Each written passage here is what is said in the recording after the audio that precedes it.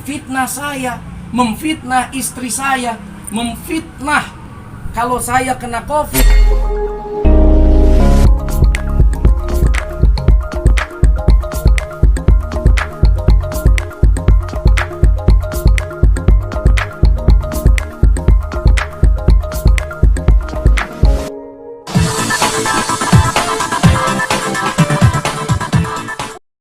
Adu argumen, tidak ada kata damai kecuali saudara meminta maaf dan saudara sebarkan kembali permohonan maaf saudara atas fitnah yang saudara lontarkan. Karena buat saya sangat-sangat Masya Allah, saya sudah dibohongi dan saya tetap berangkat, di depan ada bencana, kemudian mobil saya sampai harus lecet, ditambah lagi saudara memfitnah saya, memfitnah istri saya, memfitnah kalau saya kena COVID. Saya pikir mungkin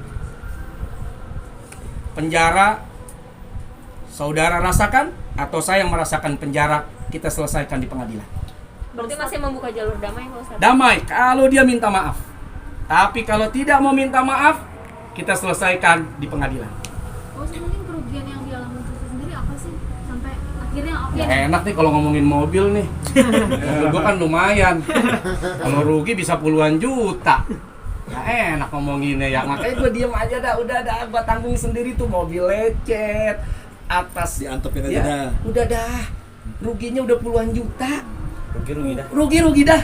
Udah rokok diembat juga, gak dibayar, diterokosin. Udah dah gua sabar gitu, sabar. Tapi kok didiemin begini gitu, kita tontonin aja dulu ya Allah. Gak berani. Udahlah kalau begitu ceritanya, apalagi sampai dia terus berkoar kan, saya akan laporkan Solmed ke polisi supaya kapok, supaya jerak. Ya saya tunggu laporannya, nggak ngelapor. Ya sekarang saya kasih tahu 2 kali 24 jam nih saya tungguin. Saudara melaporkan, ya Pak Suwarna, Pak Tisna, 2 orang ini nih yang akan saya laporkan. Pak Ustaz, sudah ada komunikasi, artinya kan ini kan sebelum masalah ini mencuat, sudah ada komunikasi belum? Pak Suwarna blokir saya, gimana saya mau komunikasi? Pak Tisna? Blokir saja. Pak Tisna saya nggak ngerti. Sejak kapan itu? Karena saya tidak pernah berhubungan dengan Pak Tisna pada prinsipnya. Saya berhubungan dengan Pak Suwarna dan saya sampaikan kepada Pak Suwarna, kasih tahu kepada semua panitia. Kemudian Pak Tisna coba menelepon saya kasih tahu begini Pak Lurah, bla bla bla bla bla bla bla bla. Keadaannya begini, wah nggak bisa, wah segala macem. Terus dia sampaikan, saya akan viralkan ini, silakan. Itu ke saya ya, Pak. Ya, memviralkan nanti.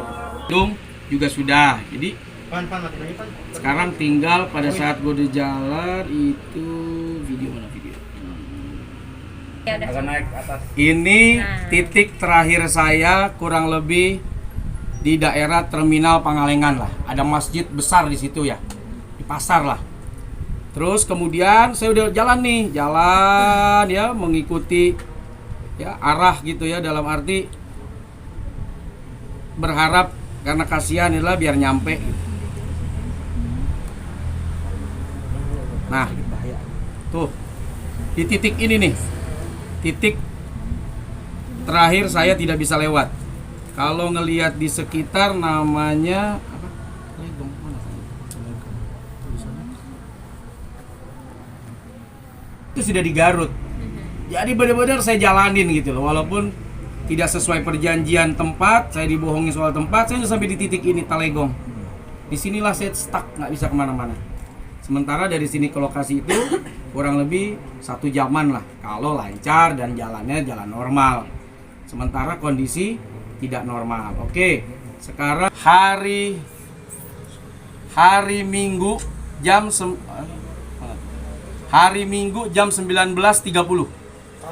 Saya udah di Talegong ini. Hari Minggu jam 19.30. Setengah 8.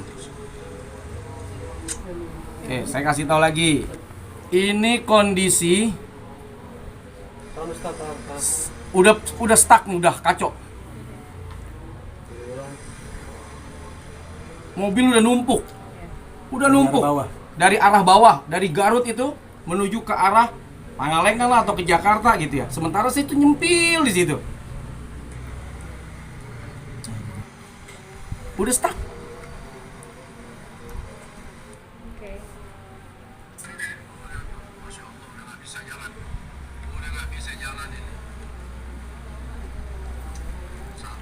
Hujan juga. Saya sudah sampaikan, udah nggak bisa jalan, satu jalur sudah ditutup, udah nggak bisa. Ah,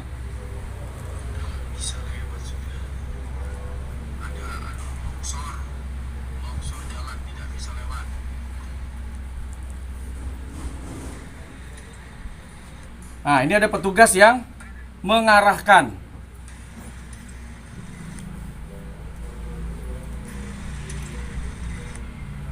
Mengarahkan untuk balik. Akan kepada panitia, kepada Pak Suwarna, kepada Pak Lurah, kondisi yang saya alami gitu loh. Nggak terima. Ya sudah. Gimana ya? Namanya bencana ya. Itu kalau benar saja ngundang ya. Ada bencana force major. Ini sudah bohong dalam ngundang, kena bencana lagi saya nggak bisa lewat karena ada longsor.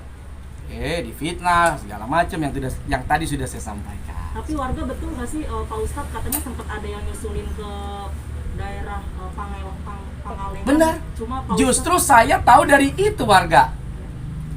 Tadi sudah cerita tuh. Kenapa saya tahu di Garut?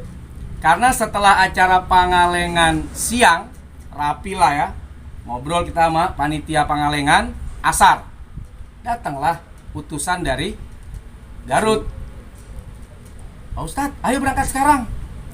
Jam 4. Lah kan acara ntar malam. Nah di situ saya kaget. Loh, acara kita 2 jam lagi. Innalillahi. Emang di mana? Di Garut. Tepok jidat saya. Astagfirullah, ya Allah, ya Allah. Saya bilang, duluan deh. Berangkat, insya Allah ba'da maghrib saya berangkat. Buktinya tuh, di Talagung saya 7:30. Ba'da maghrib saya jalan. Jadi saya tahu di Garut itu pada saat saya sedang berada di Pangalengan setelah mengisi acara siang hari. Itu yang datang utusannya benar. Makanya Suwarna mah nggak ngomong. Di Garut nggak ngomong dia. Panitia utusan dari sana yang ngomong. Itu makanya saya kaget. Saya suruh dah duluan berangkat. Biar saya merenung dulu gitu loh. Karena saya harus berpikir pulang jam berapa. Besok saya syuting. Belum saya besok harus swab. Harus PCR. Saya diskusi sama Ustadz Hasan. Apa kata Ustadz Hasan? Iya, kata saya, Ustadz udahlah, ini karena pindah lokasi terlalu jauh. Beliau ada syuting, saya juga ada syuting. Nah, Di sana pulang syuting. aja. Udah nggak menyalahi aturan. Tapi saya bilang kasihan. Warga mungkin sudah ramai. Panitia sudah. Ya bahkan beliau memelas. Ya Ustadz, kita ikutin aja arahan panitia. Antum kan syutingnya jam 7, aneh syuting jam 8. Tapi Kiai udah Bismillah, kita kasihan warga. Sampai beliau gitu. Karena Sampai berbicara apa ya, seperti itu. saya bilang tadi, atas dasar kemanusiaan, rasa kasihan saya nih, Tanggung jawab. akhirnya saya tetap berangkat. Bukan tanggung jawab saya itu pada prinsipnya, orang Benar. nggak ngundang saya kok. Iya. Saya diundangnya di Pangalengan, tapi dasar rasa kasihan, rasa kemanusiaan Manusia. saya, akhirnya saya berangkat. Kalau waktu itu Allah takdirkan tidak ada longsor, saya sampai insya Allah. Nggak ada halangan ya. Ada halangan, tapi karena ada longsor, saya sempat cari alternatif dan ternyata ditutup satu jalur dari bawah, tidak bisa dipaksa dari atas ke bawah. Ya mau bilang apa?